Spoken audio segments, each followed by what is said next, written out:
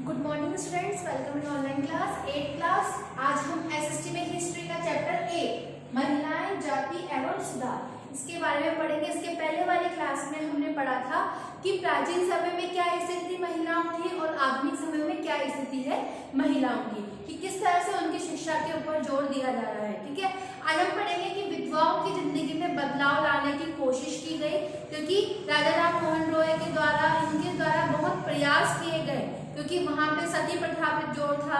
क्या बोलते बच्चों की शादी जल्दी, चाइल्ड मैरिज जिसको कहते हैं, तो वो बाल विवाह, वो सब यहाँ पे प्रचलित था। तो उन कुप्रथाओं को दूर करने के लिए राजा राम मोहन रॉय ने एक ब्रह्म समाज की स्थापना भी की थी। अब हम पढ़ते हैं कि राजा राम मोहन रॉय इस बात से काफी दुखी थे कि विधवा औरतों को अपनी जिंदगी में भारी कष्टों का सामना करना पड़ता है। इसी बात को ध्यान में रखते हुए उन्होंने सती प्रथा के खिलाफ अपनी आवाज उठाना शुरू किया। राजा राम मोहन रॉय संस्कृत, फारसी तथा अन्य कई भारतीय एवं यूरोपीय भाषाओं के अच्छे ज्ञाता थे। कि राजा राम मोहन रॉय जो थे उनको दूसरी और भाषाएं भी बहुत अच्छे से आती थी, तो इन भाषाओं के वो ज्ञाता होने के साथ में अपने प्रयासों से उन सब प्रथाओं को खत्म करना चाहते थे। उन्होंने अपने लेखन के जरिए ये सिद्ध करने का प्रयास किया कि प्राचीन ग्रंथों में विधवाओं को जलाने की अनुमति कहीं नहीं दी गई थी।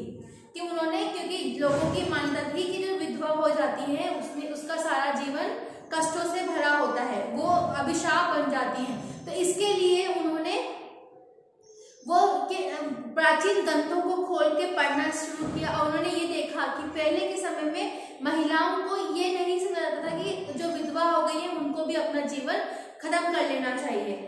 कि 19वीं सदी के प्रारंभ तक बहुत सारे अंग्रेज अफसर भी भारतीय परंपराओं और रीति रिवाजों की आलोचना करने लगे थे। वे राजा राम मोहन रॉय के विचारों को सही मानते थे, क्योंकि उनकी एक विद्वान व्यक्ति के रूप में बहुत ज्यादा प्रतिष्ठा प्राप्त हुई, क्योंकि उस समय वो बहुत प्रतिष्ठित व्यक्तियों में गिने जाते थे। फलस्वरूप 1829 में सती प्रथा पर पाबंदी लगा दी गई। उसके बाद सती प्रथा को खत्म कर दिया गया।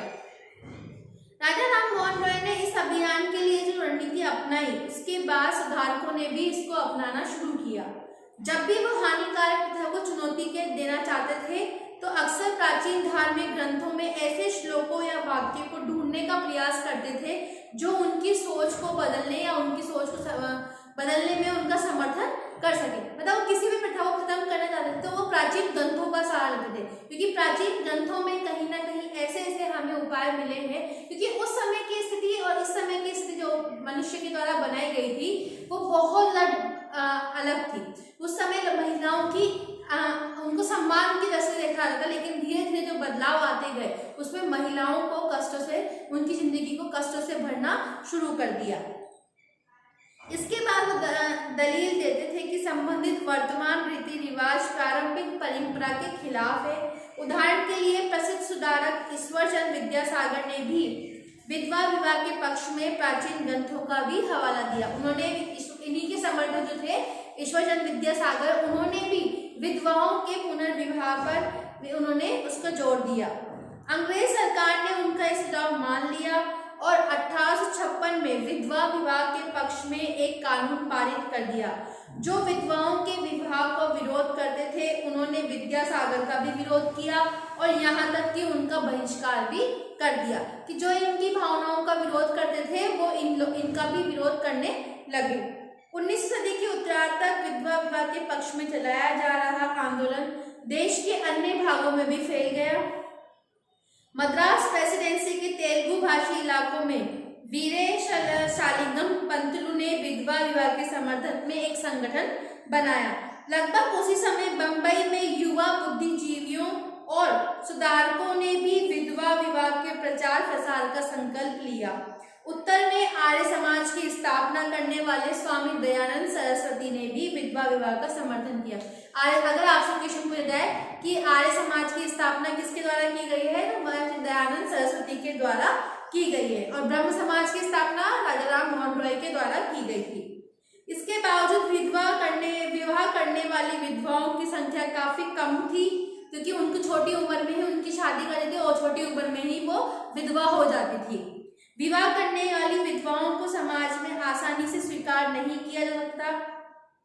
इसी तरह रूढ़िवादी तबके के इस कानून का विरोध करते गए और लड़कियां, अब आता है कि लड़कियों को अब स्कूल जाने लगी। अब सबसे बड़ी बात है क्योंकि शिक्षा ही एक ऐसा माध्यम था जिसके द्वारा हम इन सभी कुरीतियों को दूर कर सकते थे। तो अब यहाँ पे आया कि कैसे लड़कियों को शिक्षित किया जाए ताकि वो अपनी जिंदगी खुद जी सके।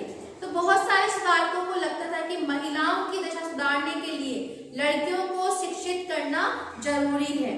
कलकत्ता में विद्यासागर और बंबई में बहुत सारे अन्य सुधारकों ने लड़कियों के लिए स्कूल खोले। 19वीं सदी के मध्य में जब इस तरह के प्रारंभिक स्कूल खुले तो बहुत सारे लोग उनसे डरते थे। लोगों का भय था कि स्कूल वाले लड़कियों को घर से बाहर निकाल ले जाएंगे और उन्हें घरेलू कामकाज नहीं करने देंगे, कि जबरन उनको घरों से उठा के ले जाएंगे और उनको कामकाज नहीं करने देंगे। स्कूल जाने के लिए लड़कियों को सार्वजनिक स्थानों से गुजरना पड़ता था।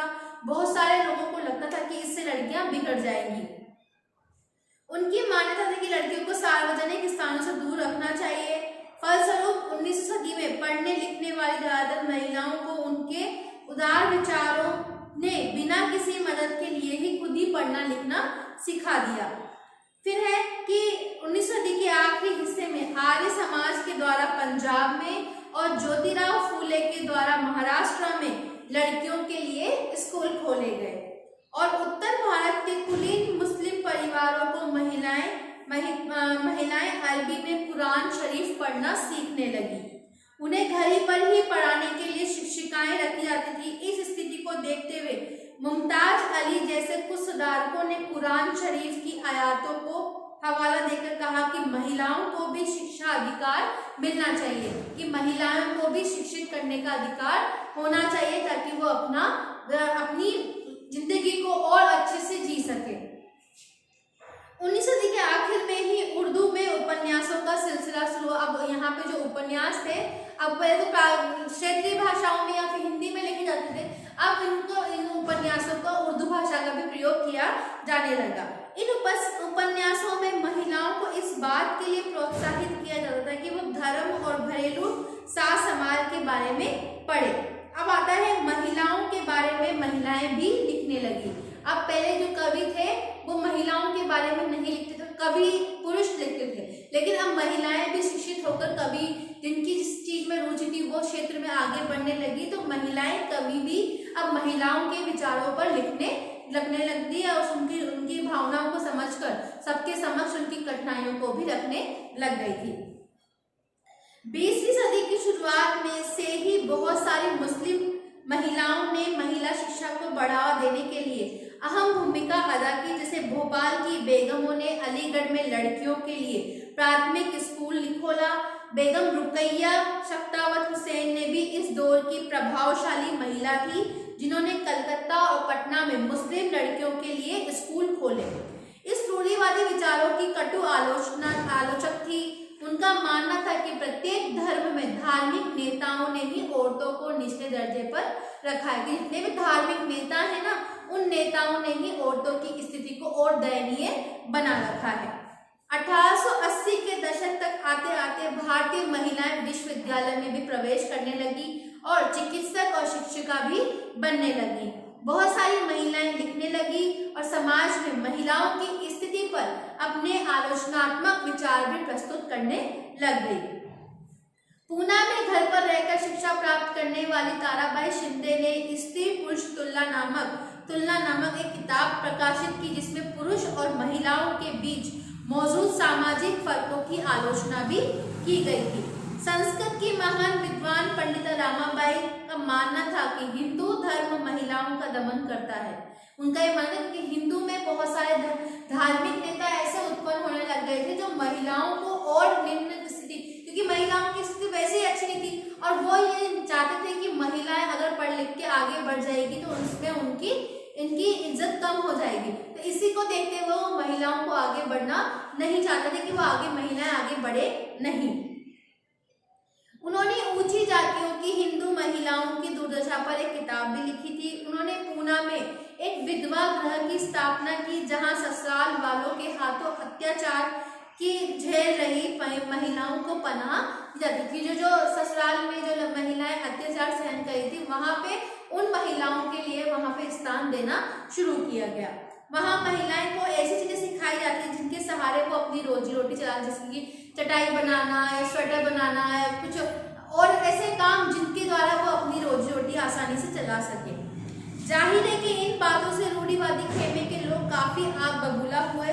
उदाहरण के लिए बहुत सारे हिंदू राष्ट्रवादियों को लगने लगा था कि हिंदू महिलाएं पश्चिम तौर तरीके अपना रही है, जिससे हिंदू सांस्कृतिक भ्रष्ट होगी और पारिवारिक संस्कार नष्ट हो जाएंगे। अब उन लोगों को ये लगने लगा कि जब महिलाएं बाहर निकल रही है वो पारंपरिक रीति रिवाजों को भ्रष्ट करेंगी और आधुनिक रीति रिवाजों को अपनाना शुरू कर देंगी। जैसा कि आप देख सकते हैं कि 19वीं सदी के आखिर तक खुद महिलाएं भी सुधार के लिए बढ़ चढ़कर प्रयास करने लगी। उन्होंने किताबें लिखी, पत्रिकाएं निकाली, स्कूल और प्रशिक्षण केंद्र खोले और महिलाओं को संगठित किया। 20वीं सदी की शुरुआत में ही वो महिलाओं को मताधिकार, बेहतर स्वास्थ्य सुविधाएं और शिक्षा के अधिकार के बारे में भी कानून बनवाने के लिए राजनीतिक दबाव समूह बनाने लगे। उनमें से कुछ महिलाओं ने 1920 के दशक में विभिन्न प्रकार के राष्ट्रवादी और सामाजिक आंदोलनों में हिस्सा लेना शुरू किया और 20वीं सदी में जवाहरलाल नेहरू और सुभाष चंद्र बोस जैसे नेताओं ने महिलाओं के लिए और अधिक स्वतंत्रता और समानता की मांगों का समर्थन किया। राष्ट्रीय नेताओं ने आश्वासन दिया कि स्वतंत्रता मिलने पर सभी पुरुषों और महिलाओं को वोट डालने की अनुमति भी दे दी जाएगी, परंतु उनका आवंता की स्वतंत्रता नहीं मिल जाती तब तक महिलाओं को अंग्रेजी राज्य विरोधी संघर्ष में ही जोर लगाना चाहिए। ठीक है, यहाँ तक आपको समझ में आ गया। अब अगली क्लास में हम पढ़ेंगे जाति और समाज सुधार। ठीक है, thank you, have a nice day.